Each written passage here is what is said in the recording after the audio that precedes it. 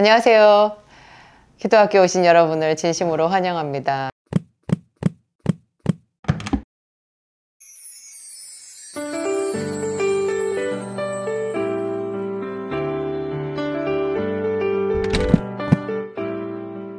여러분은 어떻게 처음에 신앙생활을 시작하셨어요? 예수님이 여러분들한테 나를 따라오너라 이렇게 말씀하셨나요?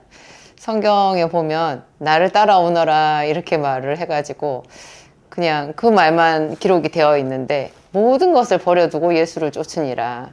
세리 레위는 세관에 앉아 있다가 나를 따라오너라 그랬을 때 바로 예수님을 따라갔다 그렇게 나오거든요. 그리고 너무 기뻐서 자기 집에 예수님과 제자들을 다 초청해가지고 잔치를 벌인 이야기가 나와 있어요.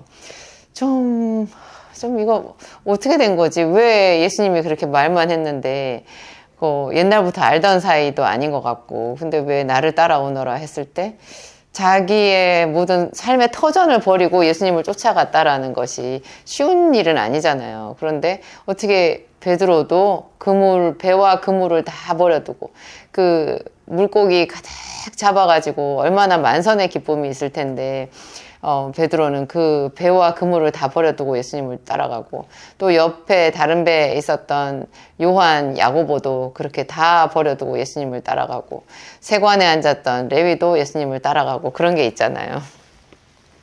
뭔가 있다 이거는.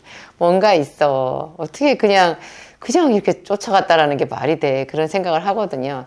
그거를 지금 우리의 개인적인 하나님과의 만남에 접목을 해보면 나는 어떻게 예수님을 따라왔나? 나는 어떻게 지금 교회를 다니고 있고 어떻게 지금 이 진약사 기도학교라는 이 재미없는 채널을 유튜브에는 워낙 자극적이고 이렇게 관심을 이렇게 확 끌어당기는 그런 재밌는 것들이 많잖아요. 그 중에서 이 기도학교라는 거는 글쎄요. 이 세상 사람들이 좋아하는 그런 채널은 아니니까 여기까지 들어오셔서 이 이야기를 듣고 있나.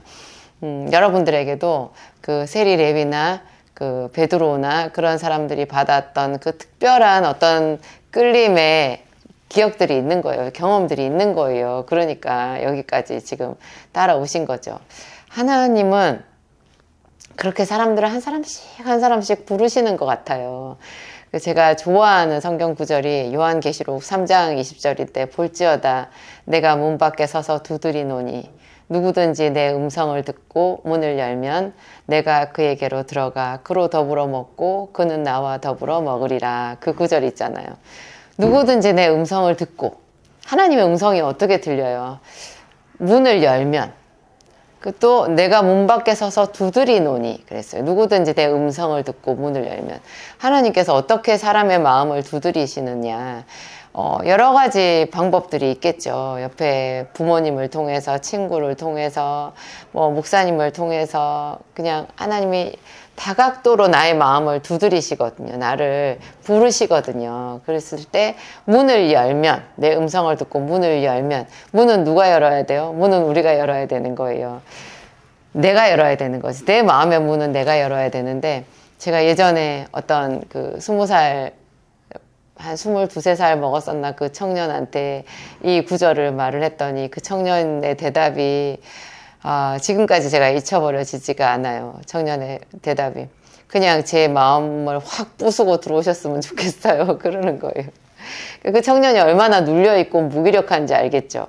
자기가 뭘 어떻게 할 줄을 모르는 거예요. 그래서 너무 괴로우니까 그냥 그렇게 툭 말이 나왔던 것 같아요. 네가 문을 열어야지. 그러니까 그냥 제 마음을 확 부수고 들어오셨으면 좋겠어요. 그렇게 얘기를 하는 거예요.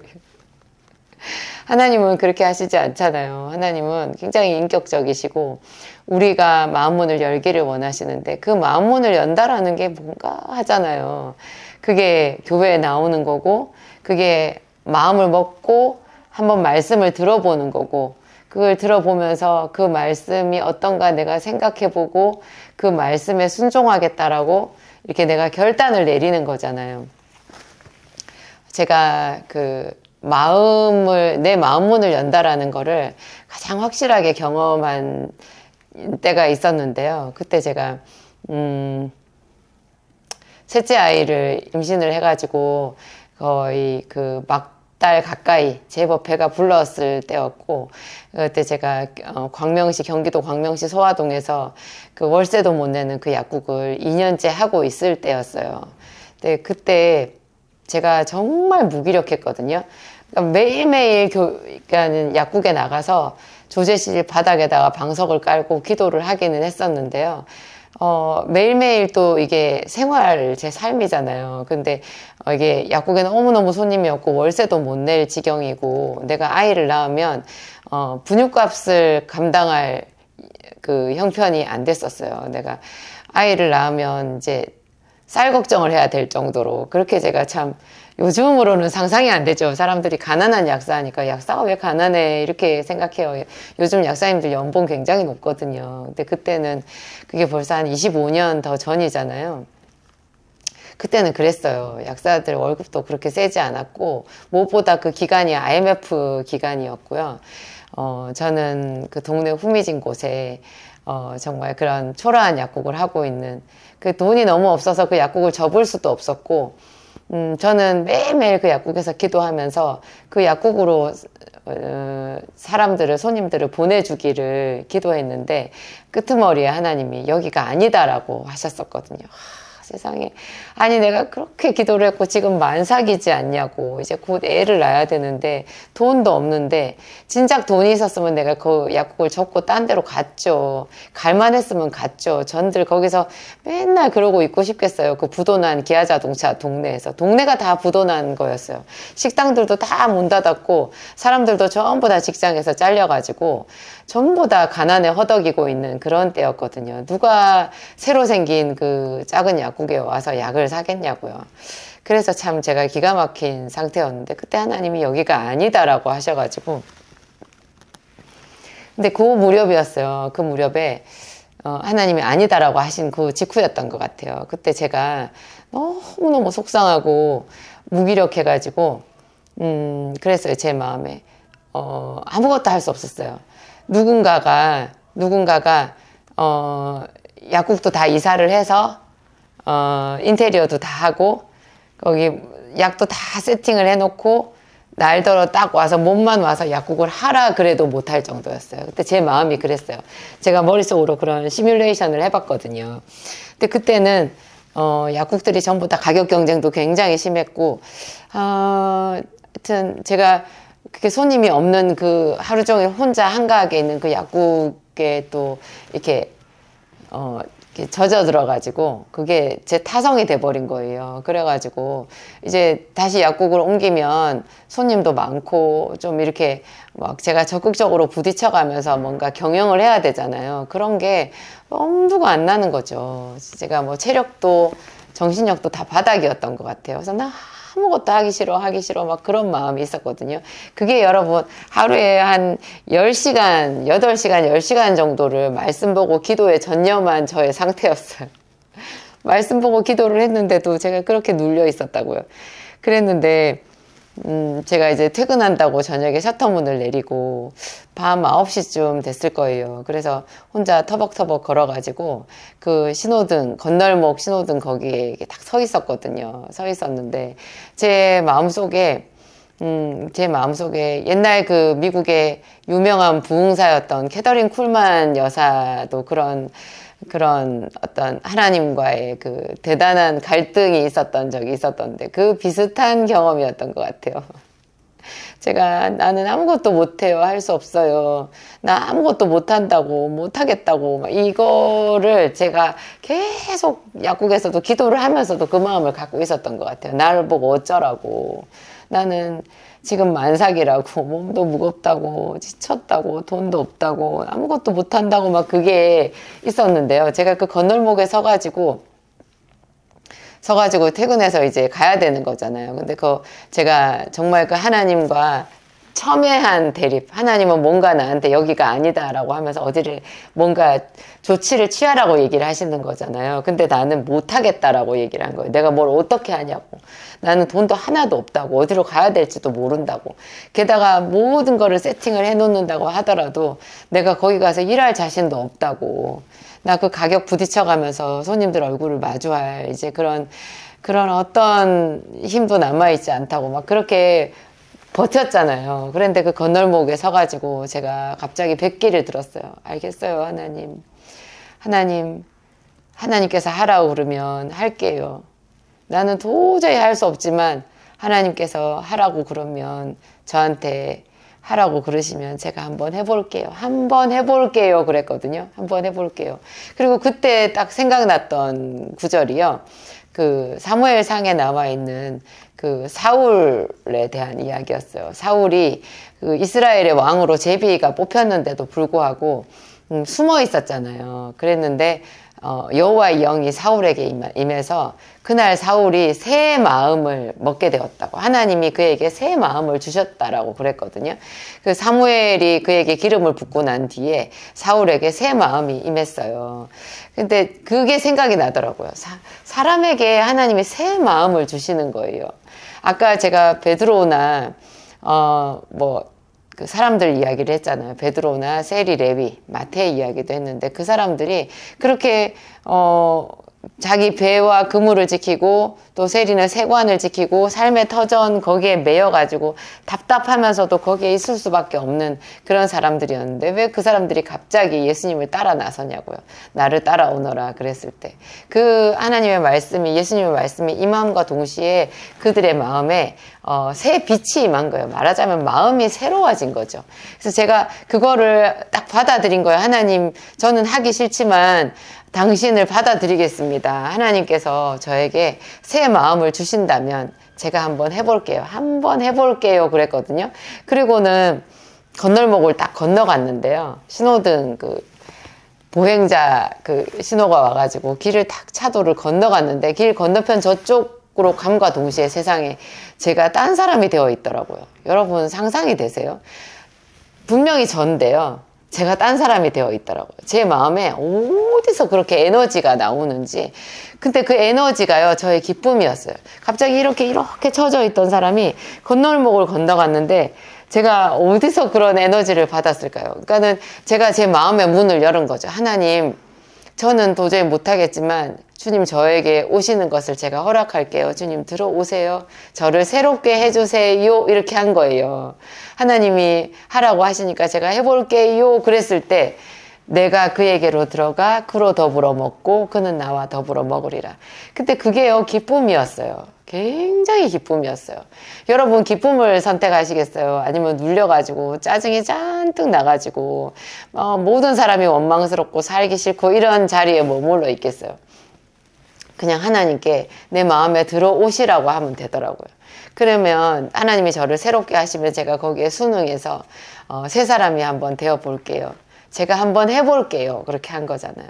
그래서 제가 그때로부터 세상의 상황은 똑같거든요. 여전히 나는 만삭이고, 그리고 하루하루 지나면서 점점 출산 날이 다가오는 거잖아요. 근데 제가 진짜 출산을 한 달도 남겨놓지 않고 이제 약국을 이사를 하게 되었는데, 문이 열렸거든요. 그래서 기회가 생겨서 약국을 이사를 하게 되었는데, 저희 약국 이사하는 날이 비가 왔었어요. 그리고 제가 돈이 없으니까 교회에 아는 집사님한테 그 트럭 빌려가지고 그 집사님이 또 거의 봉사하는 느낌으로 오셔가지고 저희 약국 그 초라한 작은 약국에 붙어있는 약장도 다 떼가지고 재활용한다고 전부 그 트럭에다 싣고 이렇게 가고, 저는 그 트럭 모시는 집사님 옆 운전 보조석에 앉아가지고 따라갔거든요. 근데 그 빗속에 운전을 하면서 그 집사님이 저한테 물어보셨어요. 아유, 사모님 그렇게 몸도 무거우신데 힘들지 않으세요? 그렇게 말했는데요. 제 입에서 정말 놀라운 말이 나왔어요. 아니에요. 저 하나도 안 힘들어요. 저 뭐든지 할 수 있어요. 저 정말 신기한 거 있죠. 어쩜 세상에 제가 그렇게 말하냐고요. 그러니까 새 마음은 하나님이 주시는 축복인 것 같아요.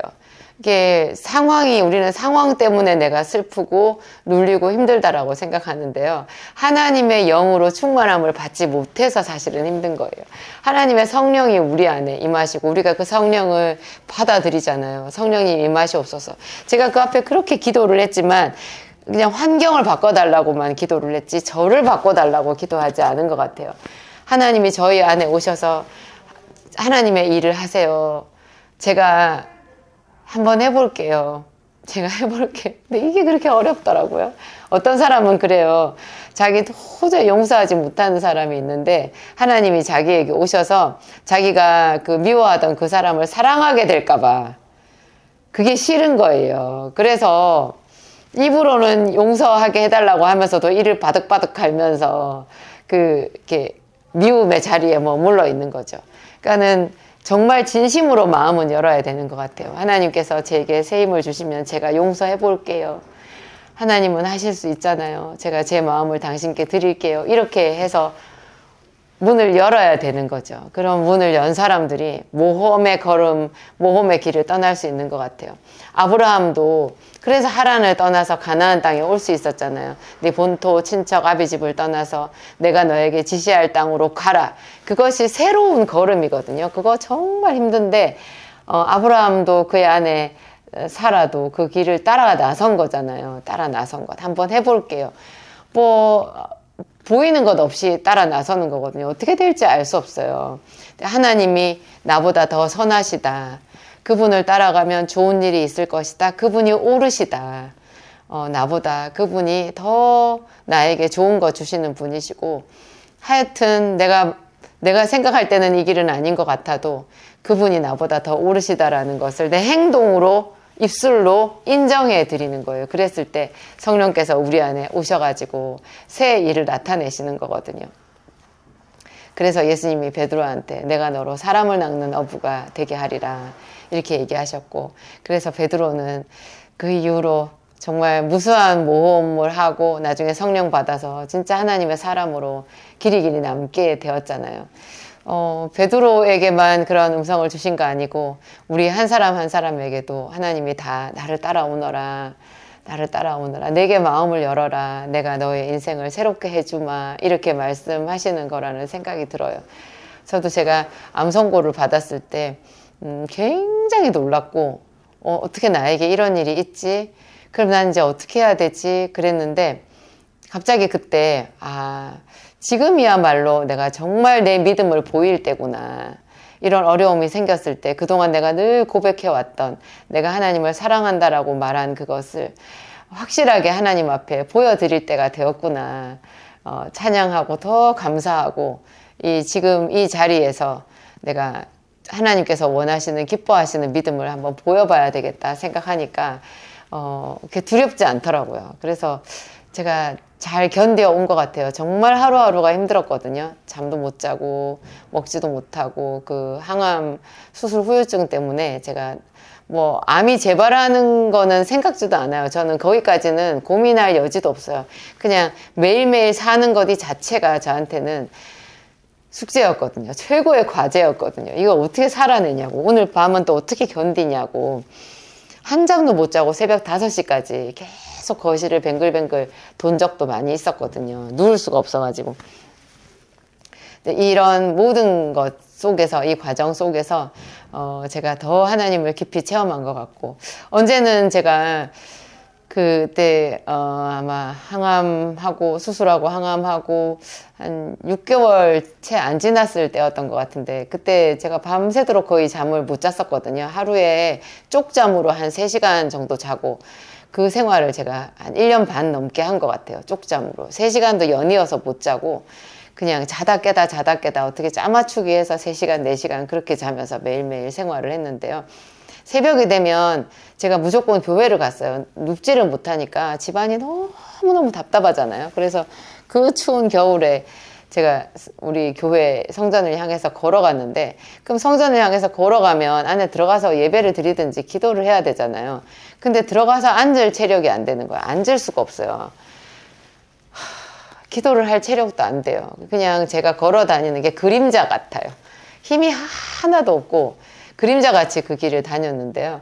너무너무 고통스러우니까 내가 그때 어떻게 했더라면, 그때 저렇게 했더라면, 내가 이래서 암에 걸렸을까, 내가 뭐를 했더라면 어쨌더라면 막 그런 생각이 막 밀려드는 거예요. 근데 그 다음 순간에 제가 그런 모든 어지러운 생각을 딱 종집으로 찍는 제 믿음의 고백이 있었어요. 그랬다면 하나님께서 주신 지금 내가 받은 은혜는 없겠네. 제가 비록 암에 걸려서 그 수술하고 항암하고 하면서 몸과 마음은 완전히 피폐해질 대로 피폐해질 만큼 고통을 당했지만 사람들에게 설명할 수 없는 하나님이 주신 계시가 있었거든요. 천상의 기쁨이 있었어요. 도저히 내가 죽음의 골짜기를 통과하지 않았다면 깨달을 수 없는 것들을 하나님이 보석처럼 나한테 선물로 주셨었거든요. 그 은혜는 없었겠네 하니까 그러면 지금이 더 좋네. 이 고통은 내가 당연히 대가로 치러야 되는 거네. 그런 생각이 들면서 그 마음의 평안이 딱 찾아오더라고요. 그냥 견디자. 하루하루 견디자. 하나님이 함께 해주실 거야. 다 그런 마음이 들었었어요. 어떠세요, 여러분? 참 인생은 그 내가 어떻게 마음 먹느냐에 따라서 다른 것 같아요. 하나님이 우리 육체도 만드셨지만 우리에게 마음을 만드셔서 자유선택권, 자유의지를 주셨잖아요. 그 의지로 내가 하나님께 문을 열어야 되고 내가 내 마음을 새롭게 하게끔 하나님께 이렇게 순종을 해야 된다라는 생각이 들어요. 문은 내가 열어야 된다. 그랬을 때 하나님께서 선물같이 우리에게 견딜 수 있는 힘을 주시고 기쁨을 주시고 그게 믿음의 핵심인 것 같아요. 기도하시겠습니다. 하나님 감사합니다. 이 세상에 많고 많은 사람 중에 저를 불러주셔서 감사합니다. 하나님 어떻게 저를 알아보시고 불러주셨는지요. 하나님 감사합니다. 제 이름을 불러주셔서 감사합니다. 제 인생에 들어와 주셔서 감사합니다.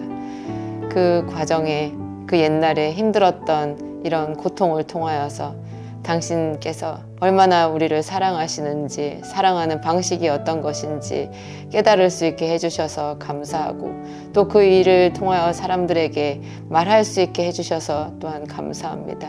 아브라함이 자기 경험을 통하여 우리에게 말하고 있듯이 다윗이 그 인생을 통하여 우리에게 하나님을 증거하듯이 우리도 우리 자신의 삶을 통하여 하나님을 경험하고 사람들에게 그 영광을 말합니다. 아버지 감사합니다. 주께서 항상 오르시다라는 것을 오늘 다시 한번 인정합니다. 하나님을 찬양합니다. 하나님 당신은 자비하시고 전능하시고 우리에게 행하신 모든 것이 완전하심을 믿습니다. 하나님 이제 우리에게 오셔서 우리의 마음을 더 새롭게 하여 주옵소서. 우리에겐 하나님의 위로와 하나님의 지혜의 말씀이 필요합니다. 그 말씀으로 우리를 새롭게 하시고 사울을 새롭게 하셨던 것 같이 또 신약에서는 사도 바울을 만드신 것 같이 사울 청년을 사도 바울로 만드셨던 것 같이 하나님 오늘 우리를 하나님의 사람으로 만들어 주시옵소서. 하나님의 사람으로 기도하고 하나님의 사람으로 교회를 섬기며 이 세상에서 주 예수 그리스도를 자랑할 수 있도록 도와주시옵소서. 언제나 주님을 사랑합니다. 언제나 주 예수 그리스도의 이름으로 기도합니다. 이 모든 말씀 예수님 이름으로 기도합니다. 아멘.